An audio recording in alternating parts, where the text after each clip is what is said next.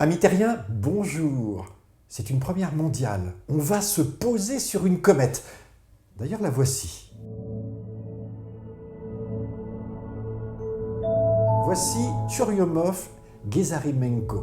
C'est la première fois que nous apercevons, avec un luxe de détails, un cœur cométaire. Il a fallu 10 ans de voyage à la sonde européenne Rosetta pour atteindre à plus de 400 millions de kilomètres de la Terre ce noyau de comète extraordinaire qui ressemble à un canard de fête foraine, dont le corps a une géométrie extrêmement complexe qui fait 4 km de long et dont la surface semble grêlée de trous, d'aspérité. Les premières mesures montrent qu'il s'agit bien évidemment de glace et de poussière, mais qu'elle ressemble à une pierre ponce, bourrée de vide. Si on pouvait la poser sur un lac, elle serait 2 fois plus légère que l'eau et elle flotterait. C'est une comète extrêmement sombre, plus noire que le charbon. Elle ne reflète que 4% de la lumière du soleil.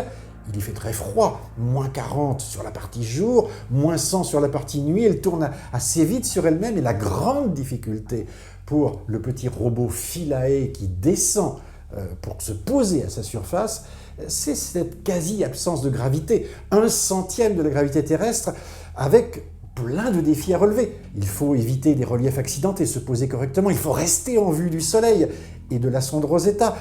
Des grappins, des harpons, une vis vont être utilisés pour essayer de fixer Philae à la surface de la comète. C'est un vrai suspense. Sa première mission sera de faire une photo panoramique, mais ça, c'est une autre histoire.